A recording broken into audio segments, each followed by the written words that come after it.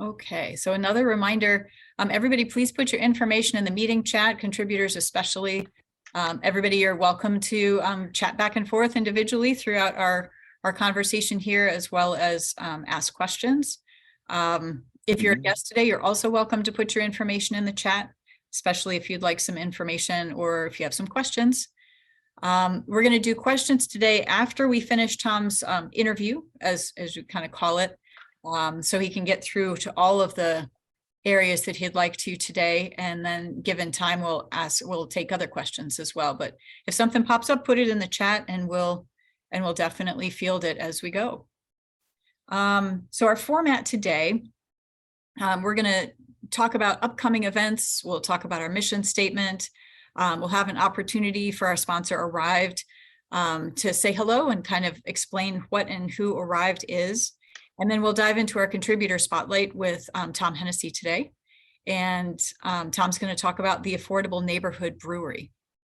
So our mission statement, very briefly, is to raise the bar for startups and growing breweries through education, while lowering the barrier to entry for those who are looking to live their dream and perhaps don't have the resources or the just place to start simply, or how to get there.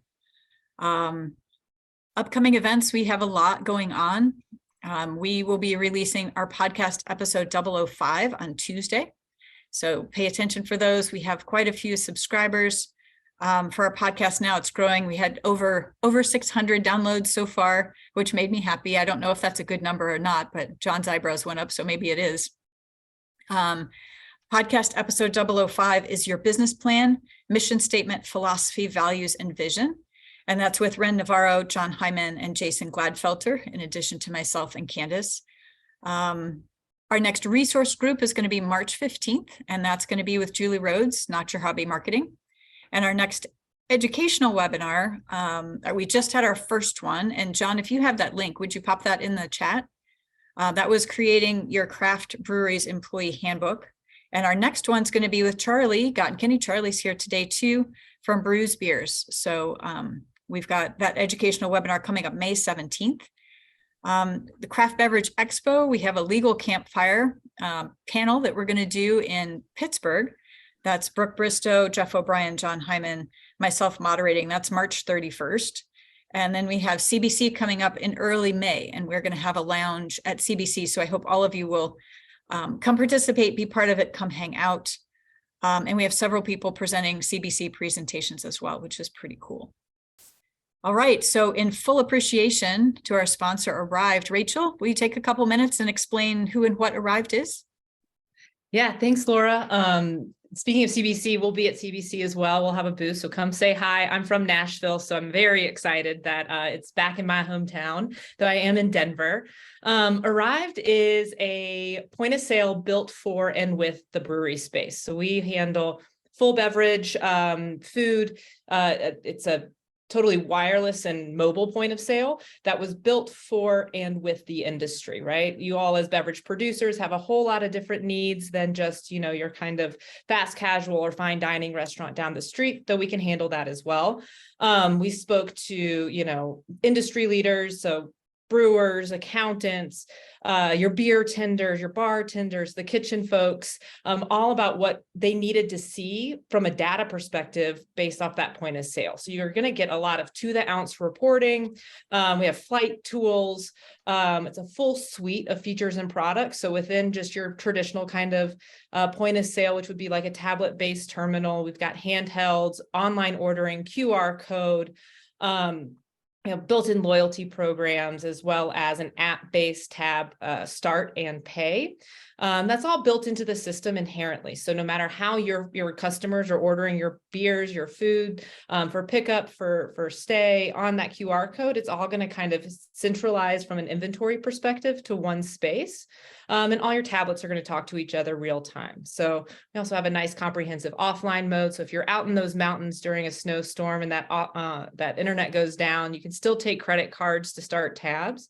never have to hold on to credit cards behind the bar to start tabs with our system. It's just one swipe, give that back. All of your devices will have that tab. So it's a really nice ease of use for your bartenders, as well as creating those killer guest experiences that you want to be known for to drive those folks back.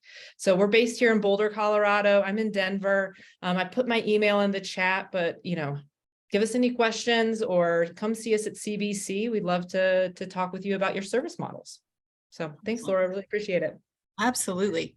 A lot of people just joined, so just a quick reminder to put your information in the chat with your email, if you would, maybe a website, just let people know how to find you. And or if you have questions, you're welcome to directly chat to any of our contributors today or other people that have joined the group. But we're going to dive in now to our contributor spotlight. Tom Hennessy with Colorado Boy is with us today. Tom's been in the industry for quite some time, and I'm really excited to learn more.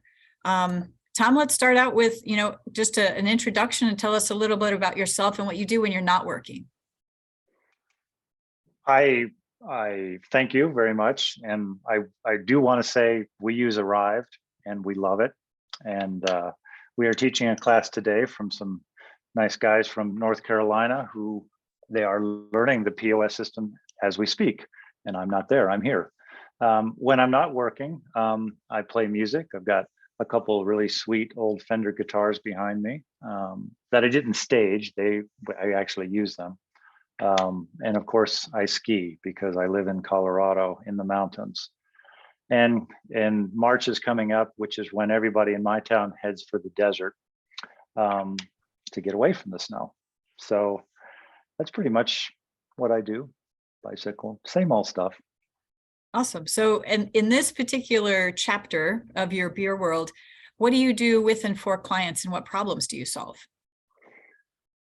Well, so a little background is when I decided to do a brewery in our existing pizzeria in 1993 in Albuquerque, it was called Il Vicino.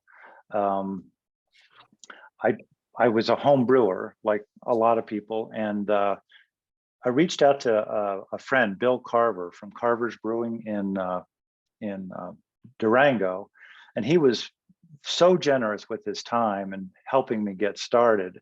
I just started helping others as they became interested in brewing, and then made a video in 1995 when I really didn't know that much about how to build inexpensive breweries, because it's what I had done. And then that got me teaching people. I made it a more formal thing when we had Colorado Boy in Ridgeway in 2008, 2009. And since then, that's kind of what I do. People approach me, it's an immersion course, but they don't have to take the class from me. Anybody can reach out to me with any question, and I just go forward, just like every brewer I know, and will happily offer any information that somebody wants to know, and that's, I still like doing that. And I still talk to Bo Carver. He still does it too. So. Awesome. So what was your how did you get involved in craft beer? Was that through homebrewing? Actually, it was before that. I've mentioned this story before, but we had our Italian restaurant, and then we had an Italian wood oven pizza restaurant. And a friend of mine was a coffee roaster, and he said, why don't you add a brewery to that? And I was like, I don't know how to brew beer. And he goes, oh, it's so easy, So I got a home brew kit, and then I started Joy of Home Brewing, read that book, started all grain brewing. And then I wanted to see how I could afford to do it because my partners were into it. So I went to Portland and started cruising all the McMinimans and saw how crappy their equipment was, but their beer was really good, I thought. And so I kind of copied them, and as far as equipment, and just pieced together a brewery in Albuquerque. And then quickly, my wife and I moved to Salida, Colorado, and did the same thing there. I think we spent $18,000 on our brewery, maybe. And then we opened another one in Colorado Springs, and then we opened another one in Albuquerque. And I left that company and then opened a large production brewery, turnkey system in Palisade.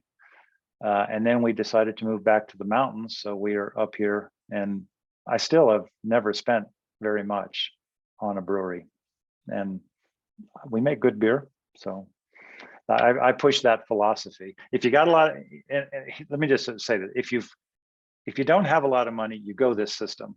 I call it Frankenbrew, but it gets you into the business. Then you buy the turnkey system later as you expand or whatever. But if it's a really nice JV Northwest system or nothing at all, go Frankenbrew. Eventually you'll get the JV Northwest or whatever great turnkey system it is, but at least it gets you in the business started. So that's kind of where I come from. Yeah, without the big capital burden. Yes. What's the coolest project you've ever worked on related in your brewing world? That I've done? Actually, I think it's Ridgeway. I mean, I've had 14 businesses and 7 have been breweries, but the Ridgeway model was the coolest. And it's kind of segues into my topic tonight, the small neighborhood brewery. Ridgeway, when we opened it in 2008, was a town of 700, maybe 800 people. And I actually bought the space downtown, little building, and it only had 1,000 square feet, and then it had 200 square feet downstairs, which is kind of an office. And we turned it into a little brew pub. And I think I went all out on that brewery. I might have spent 40,000, maybe 45,000, and the kitchen and the pizza, and it seats 23 people and then has some picnic tables outside. And because it's so small, it has very little overhead, and it's crazy how much money it can make. But what's more important than the money is the lifestyle it has. Is you're not killing yourself, with all these problems, because you're running with a crew of 4, and you know all your customers, and you can make any beer you want every week. So it's by far the coolest thing I've ever done is Ridgeway. I think you'd have to see it to believe it. So if you had to pick a most complex or problematic project you've worked on, would that not be the same? That wouldn't be the same location. No, it would be Palisade. Palisade is a wonderful town, but I decided, I took different sabbaticals where I became a park ranger and did things like that. But to open a packaging brewery, because there was my buddies down in Durango, Ska and stuff, they had a packaging brewery, but in the middle of the state, there wasn't anything. So Palisade was a neat little town. And that was my taste with packaging brewing. And it just wasn't for me, because it's constant. I'm sure Jeff Mendel will understand, constant equipment breaking down and distribution problems, and then the overhead and all these things like that. I was just like, I miss pub brewing. So I loved Palisade. I loved the town, and we made some great beer, but I couldn't wait to get rid of it. And somebody actually just came out and offered to buy it. And I said, sure. So I sold it. Take it away. Yeah, take it away. And it's still running, and it's still doing great. Which is awesome. It means Yeah. you set it up properly. Yeah, it's 20 years later, so it's good. Excellent. Well, take us into your Affordable Neighborhood Brewery. Yeah, so getting, there's a lot of people who are good home brewers. I've given some talks at the Home Brewers Association conference, and I'm always blown away by these homebrew clubs that show up and how good their beer is. And they have a dream, they want to open a brewery, but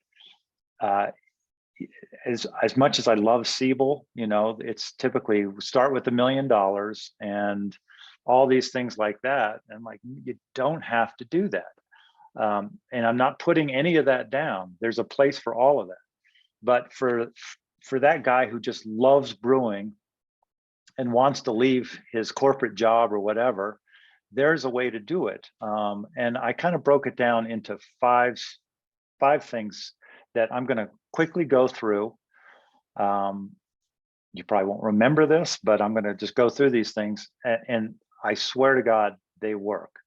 So first of all, if you're going to do a small brewery, you can do a brewery tasting room, but I think a brew pub is better because people want some food.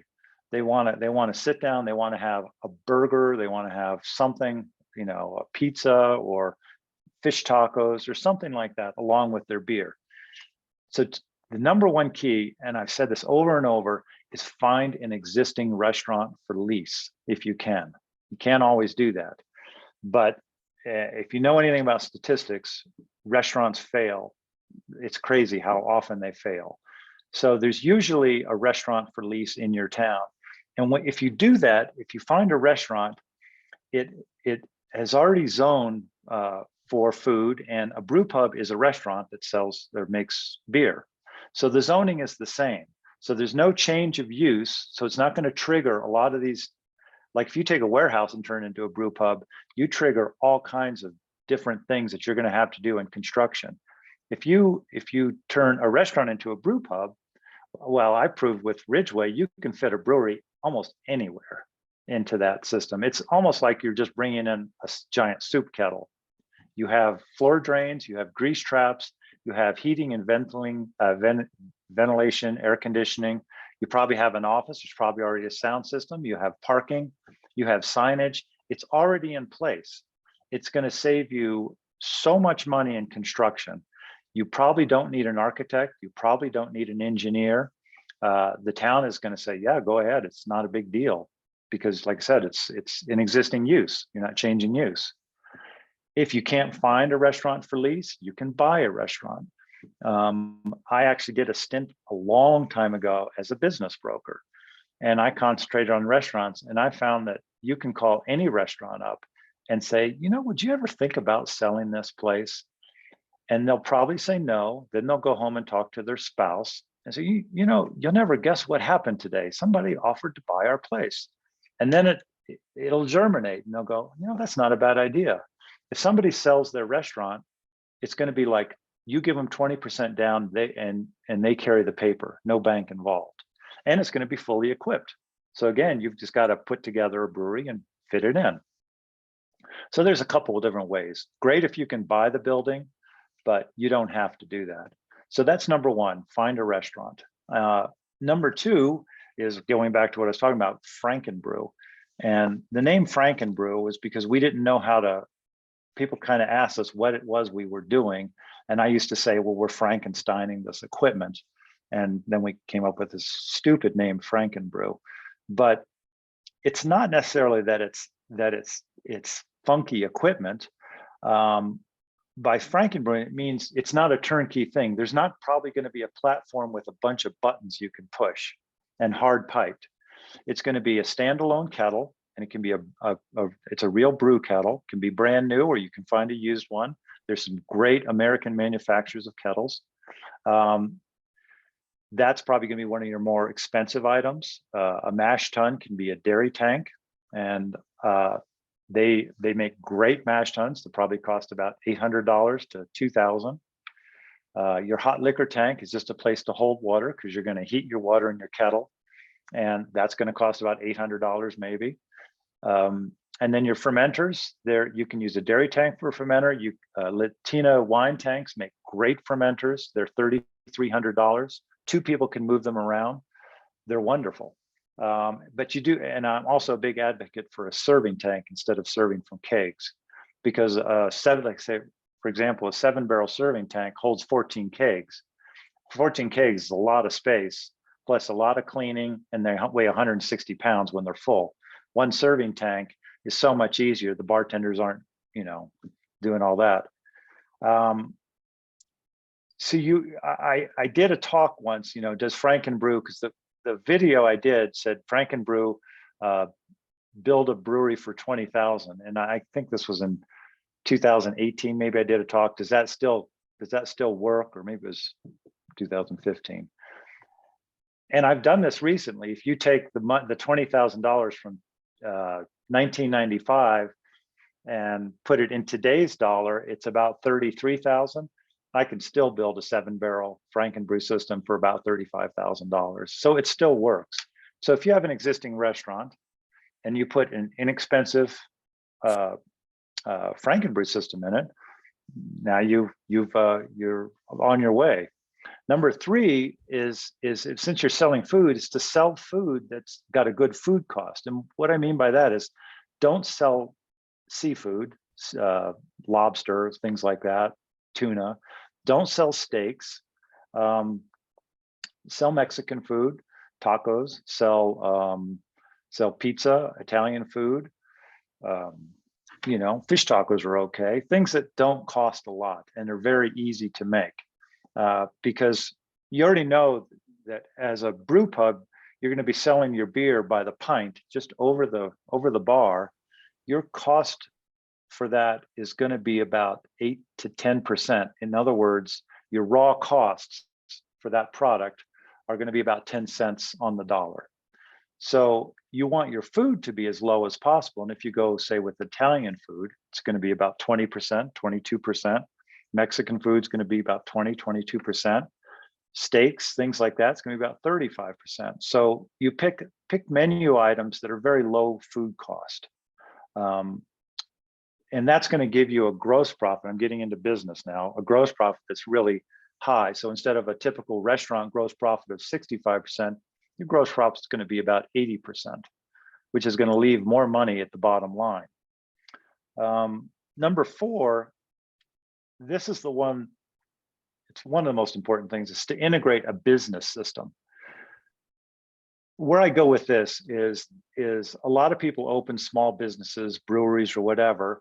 Their product is actually really excellent. And I like to use the coffee analogy. Let's say you open up a coffee house and you're just a coffee geek and your coffee's really great. And yet everybody's going to Starbucks where the coffee's not as good, I don't think. And the reason they go is because it's consistent and they have a certain business system that keeps everything. They have training checklists, they have cleaning checklists, they have a certain vibe about the place.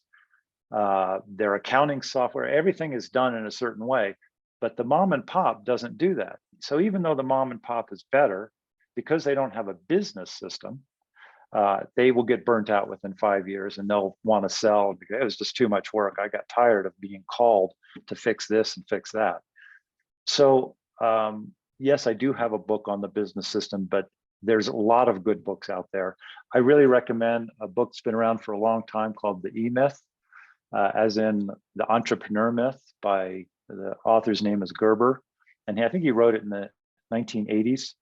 And what he means by the E-myth is it's the myth that the entrepreneur creates the business, but it's the entrepreneur comes up with the idea, but the smart entrepreneur puts in the business system. That's why they hire a CEO who knows business, who will have all those things that actually it's the skeleton that runs your business. The entrepreneur comes up with the idea, but it's the business system. So number 4 is integrating a really great business system. And what I found, even with our students, is they have no problem putting in a ton of work into building their dream brewery, but the little teeny bit of work more that it takes to put in the business system seems to be too much. But if you just have to power through and identify the positions in your business, have training checklists, have daily checklists, have good accounting systems for that business. And you can then take that model and open up as many other businesses as you want. So that's number 4. Number 5, am I going too fast? You're good. Okay, number 5 is my favorite subject of all. It's I call it managing your oyster. And this goes back to years ago when my 2 partners and I would go to San Francisco. This was in the 80s, and we would steal ideas from restaurants. And it could be just, we'd hit 20 restaurants a day, and it could be the light fixtures they use, it could be the way they design their menus, anything. But we were in this one place, and it just had a certain vibe about it. It just felt good. And I met the owner and he said, well, we call that the oyster. And what he meant by that was an oyster is this living thing in its shell, so it's its own little environment. So we went back to our big Italian restaurant called Scalo in Albuquerque. And every day we would get ready to open and we would say, how's the oyster? But after a while, I wanted to define the oyster, and I just want to go through what that's about. The oyster will make you money, and it doesn't cost you a penny. really. So the oyster is made up of 5 things. The first one is music. The music has 2 parts. The first is the type of music you play. In fact, I've written an article in the Brewers Association about this, but the new brewer, and everybody I interviewed, I said, who picks out your music? They all said the bartender. I'm like, no, the bartender should not pick out your music. Who are your customers and what's the feel you're trying to get out of your establishment, your tasting room or whatever? It can be influenced by the weather outside. If it's snowing outside, I don't know, I'd have something really cool. I was in an excellent place in Durango a couple of weeks ago for dinner, and they were playing 80s hairband videos and stuff, and it fit with their oyster. But they planned it. They just didn't tell the bartender, just pick something out. So that's the first part about music. The second part about music is the volume. And an experiment you can do in your tasting room, anybody that's doing this, is if you have control and the place is full, turn the music down just ever so slowly and watch what happens. It'll suck the energy right out of the room because people will start talking really quietly because they don't want to be heard. Or I was in a brewery in Nashville once, and it was so damn loud in there. I mean, I had a headache within 30 minutes because the music was loud, but it was all concrete and steel. It didn't need that much music.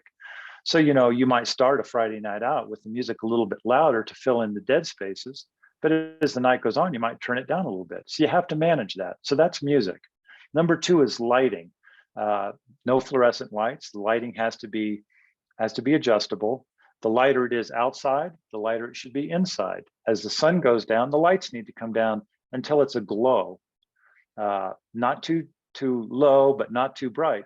In other words, like I said, the experiment with the music, if you turn the music down out, it sucks the energy out. If at night and it's dark outside, you turn the lights up a little bit, it makes it feel cold inside. It's a great way to get people out towards the end of the night. You've got to find that sweet spot before you even open your doors for the first time, and take a marker and mark it on your thing, on the light switch. And as the sun's going down, put it down to that point, and it's perfect. You can always tell a place when the lights are too bright. It just doesn't feel right. Number 3 is a big one. It's called temperature, especially here in Colorado. You walk into a place and your customers are wearing their coats, but the servers aren't wearing their coats because they're hot. They're running around. There's no heat. Another example is in the middle of summer in Tucson. You go into a restaurant and all the patrons are bringing their sweaters with them because the air conditioner's totally cranked on. And the reason the air conditioner's cranked on is because the staff is hot. They're running around. You have to watch your customers. Are they comfortable? If you've got a small neighborhood pub, when people come in, they want to feel comfortable. They want to take, thank you, I'm in this nice warm pub. And yeah, it might be a little hot for the staff, but you're there for your customers. So the temperature is very important. Number 4 is, we call it cleanliness, but it's not just the cleanliness. It gets back to your business system. Do you have a system that will keep the paint fresh? In other words, like, say you have chips in the paint from chairs hitting the walls. Well, there needs to be a system so that once a week or once every other week, somebody has a can of that paint and a little paper towel, and they just touch it up so it looks good. At 7:30 on a Friday night, when people are leaving and other people are coming, are you taking those tables and cleaning them and putting back to their set point, where the salt and pepper shakers are a certain way, the chairs are pushed up, the crumbs are, everything's clean.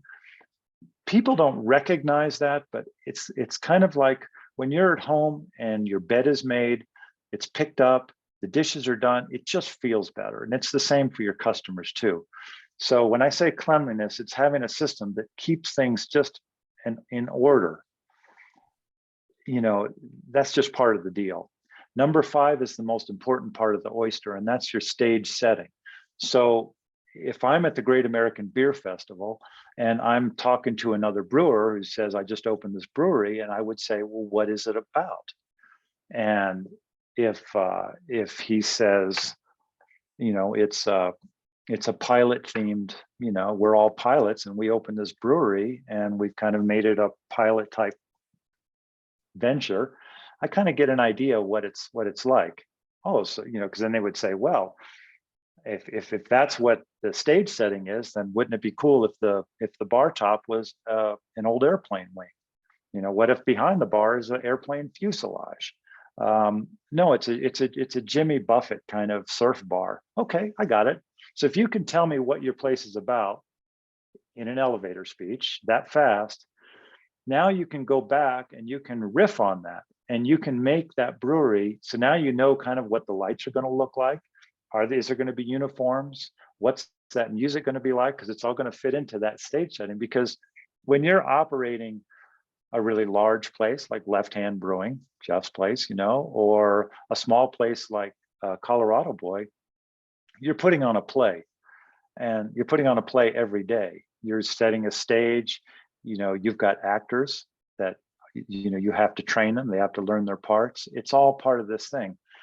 So that's why I put number 5 down as managing your oyster, because if you want to create the small town pub, it's got to have that feel of what it is that you're trying to do that connects with your customers. So those are kind of my 5 things. It's totally doable. And some people will say, oh, there's so many breweries now, that window has closed. I say that's not true at all. What do we have, Jeff? 7,000 breweries or something? That's nothing in a town. I mean, in a country as big as ours, 8 or 9, it's nothing. If Ridgeway can handle a brewery with 900 to 1,000 people, how many towns out there, could do that? I mean, how many coffee houses are in America? So there's tons of growth, and everywhere I look, I see opportunities. You see that building, oh, that would make a cool brewery. So that's pretty much my take on it. In a nutshell, it's pretty fast, but you can, if you get an existing restaurant and you Frankenbrew it, there's no reason why you can't open a brewery for $100,000 to $150,000. And I can get into financing how you do that. That's a whole nother topic, but it's much easier to come up with the money for $100,000 to $150,000 brewery than $1 million project. How's that? For sure. Let's take a couple questions. I think that makes sense at this point. Mark, do you want to ask your question, or shall I go ahead and read it? We'll see if Mark's there. Sorry, trying to come off mute there. Yeah, go ahead and read that off. I think I. Okay.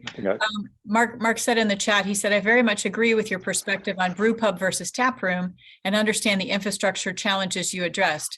For excellent home brewers or brewers that know beer but don't know how to run a restaurant, what startup lessons would you recommend to avoid failing?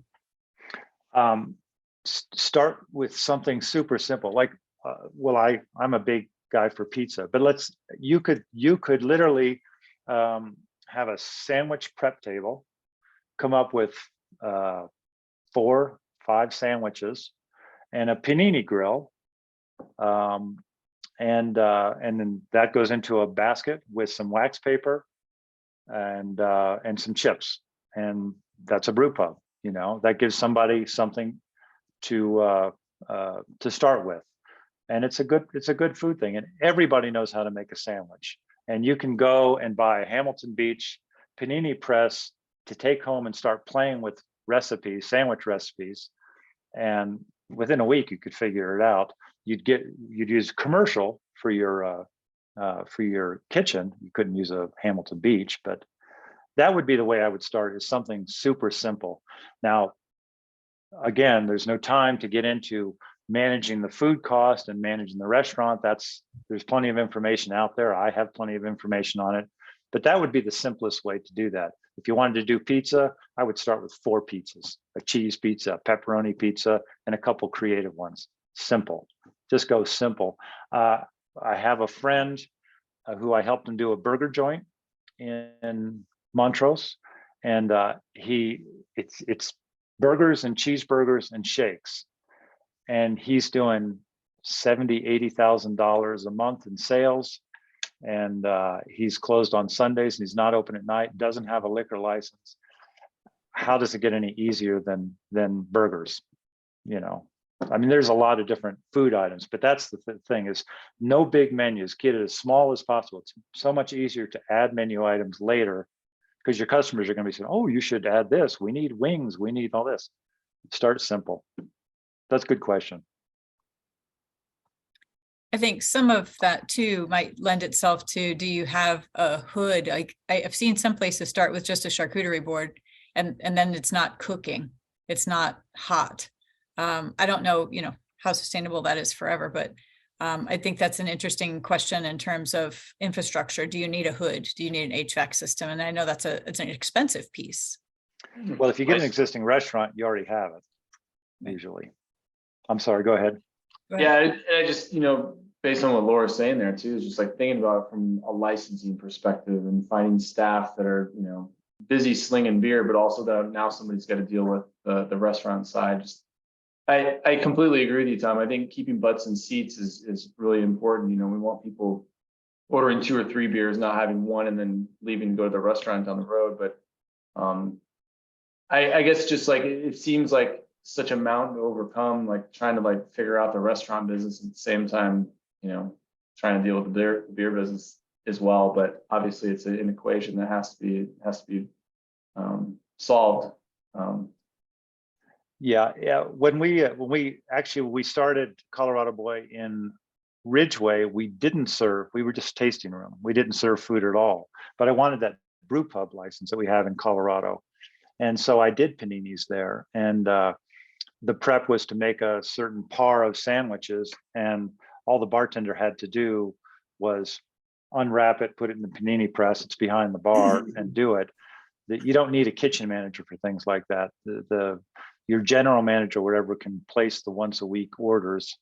Yeah, it's more complicated, but it will keep people in the seat. For sure. Anybody have any other questions on that note?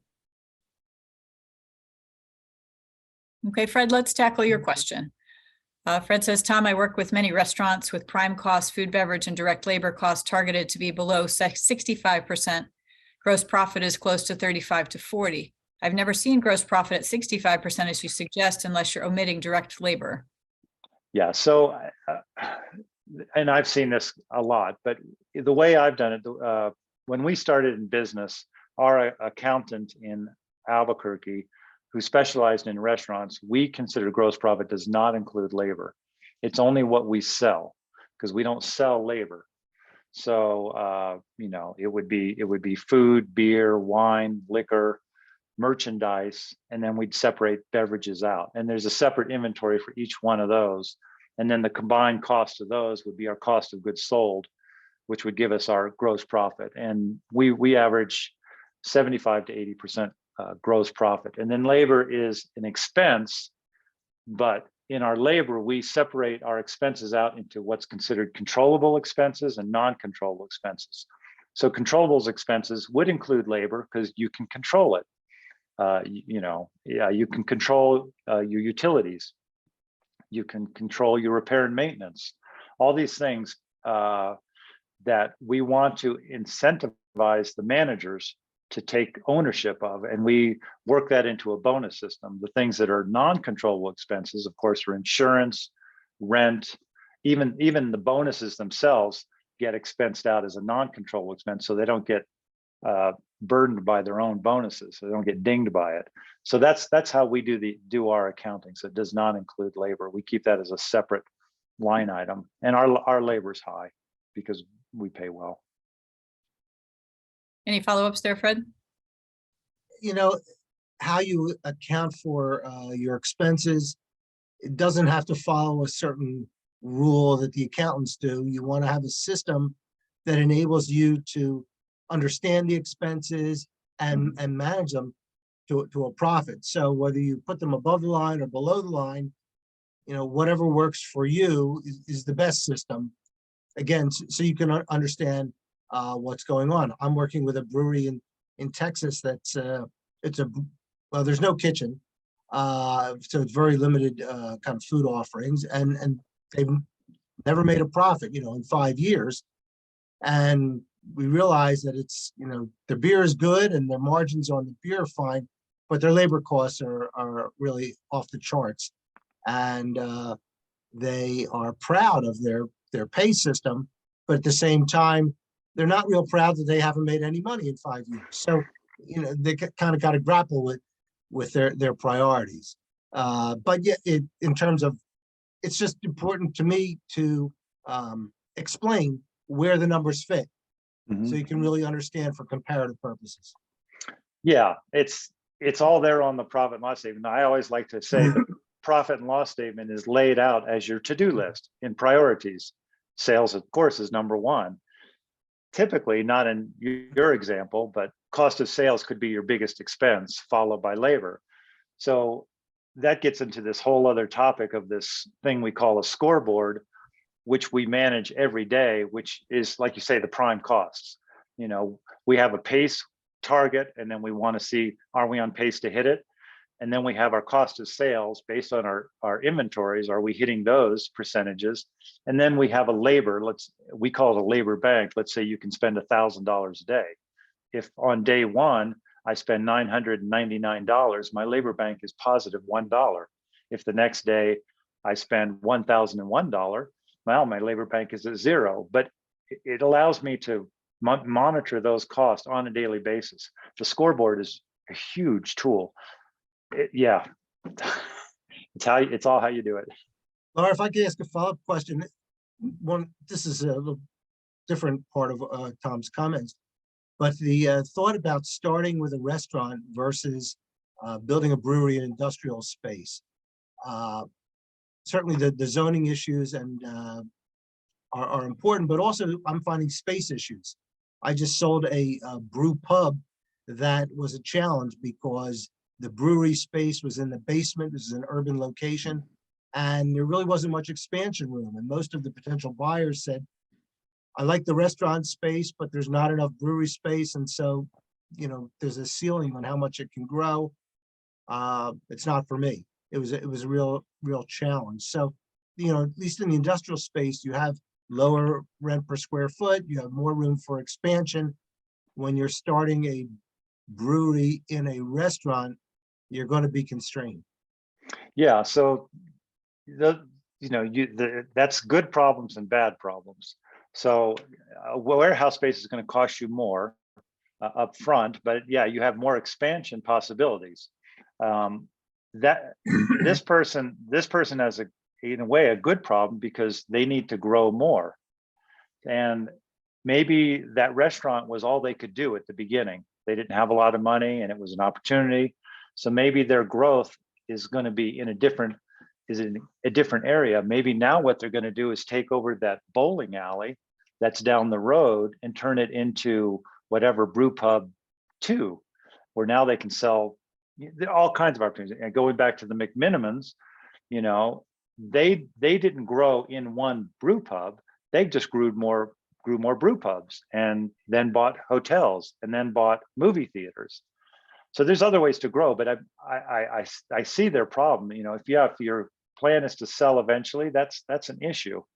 But it sounds to me like they had a pretty good business, or maybe they didn't. They just want to sell. I don't know what that is, but typically not having enough space can be a good problem.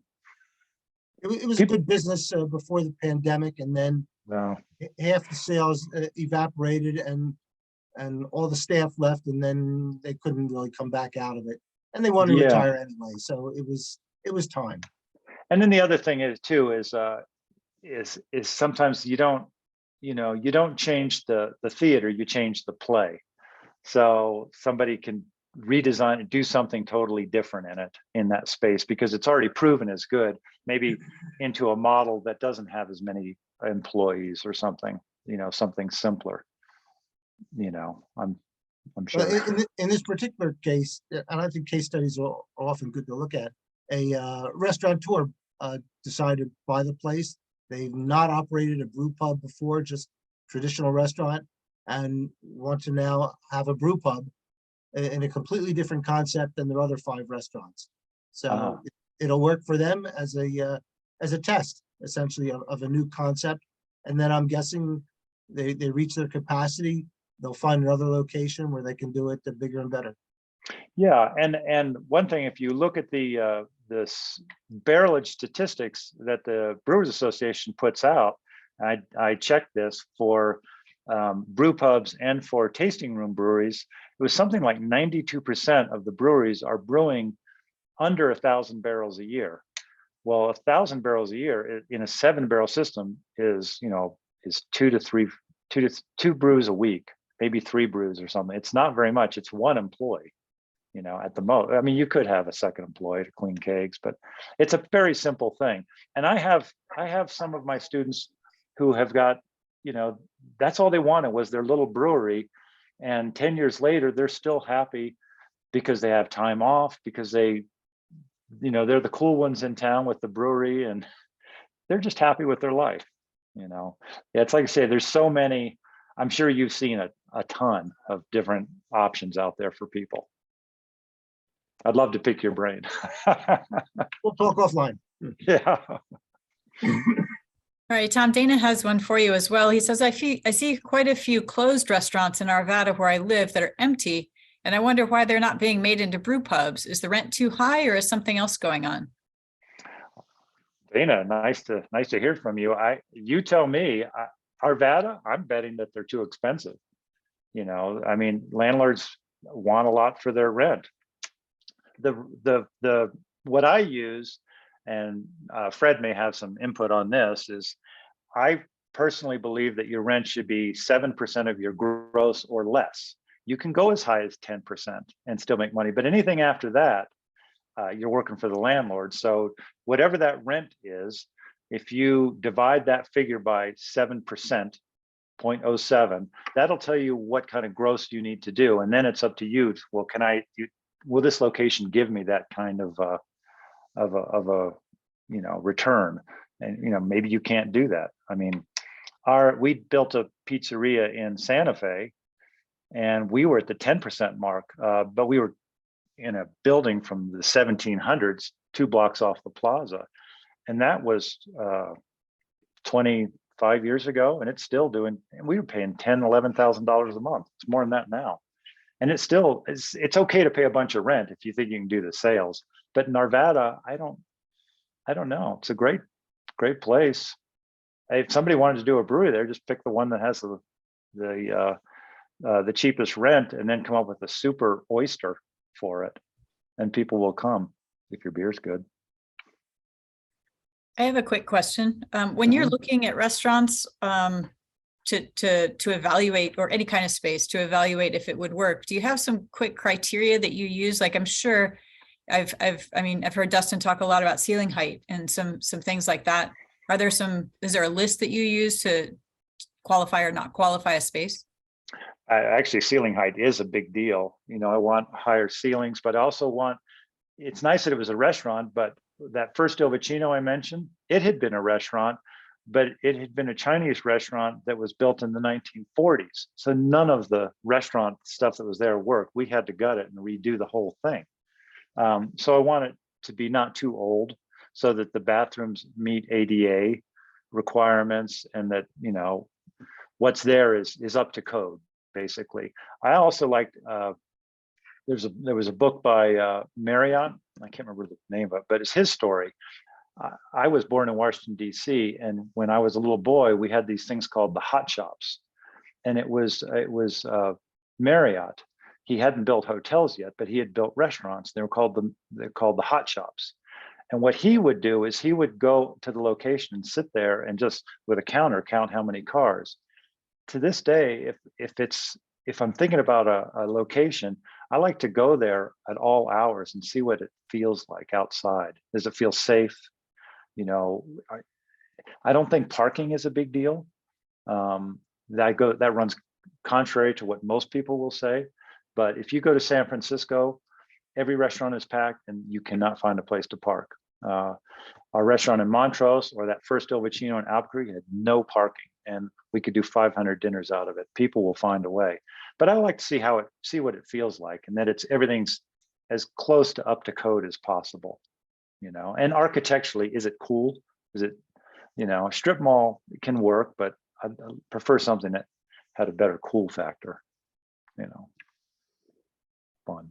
Anybody else have other questions for Tom? If not, we can start to look at wrapping up here. I don't see anything else in the chat. People can shoot me an email at tom@coloradoboy.com, and I'm happy to engage with anybody.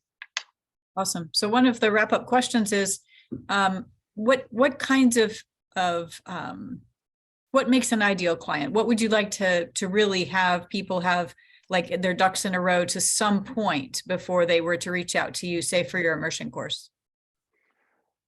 Number one, a passion for what they want to do. You know, I don't want somebody who wants to make a buck.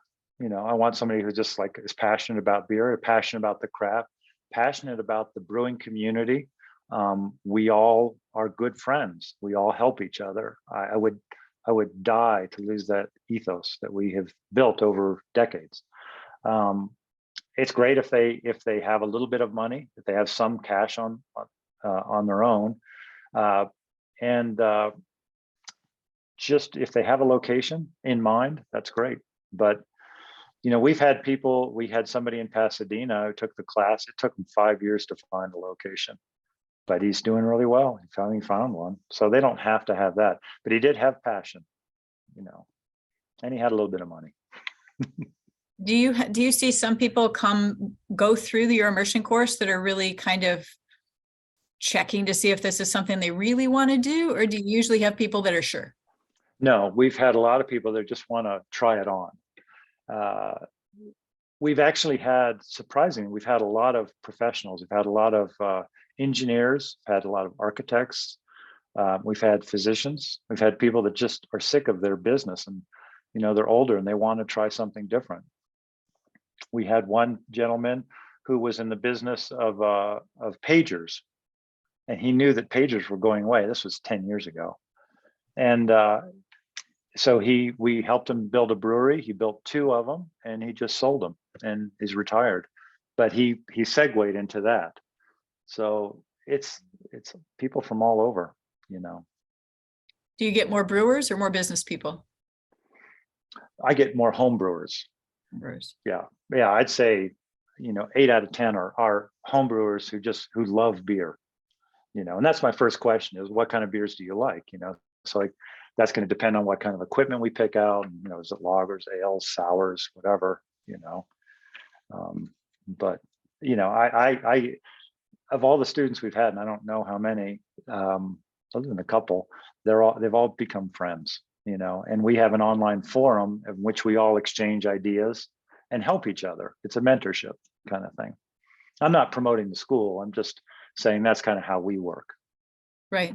I would imagine that that homebrewers, just as a generalization, are more comfortable with duct tape and baling wire than somebody that comes in from the business side. Oh yeah, and I've had plenty of homebrewers come into the brewery and offer me advice, and some of it's good. You know, you ought to try this. You know, I'd love to do a book just on interesting ideas on Frankenbrew. The other book I would love to write is Ask Me How I Know, because I've made so many mistakes in this business. You know, I've you name it, I've done it. I can give some warnings, as I'm sure everybody on this panel can do too. Yeah, I'm sure. Mm-hmm. All right. Well, thank you, Tom, so much for being here. Really appreciate having you. Thank you, everyone. Those were good questions. Thank you to Arrive again for sponsoring us. We really appreciate that. They've been super supportive. Very quickly, again, keep an eye out for our upcoming podcast 005 on Tuesday. Our March resource group is coming with Julie Rhodes on March 15th. Our next educational webinar is going to surface with Charlie Gotten-Kinney on May 17th. And we have a bunch of other things going on, including the Craft Brewers Conference. So thank you. I appreciate you all being here. We'll see you next time, and have an awesome afternoon. Thank you, Laura. Bye.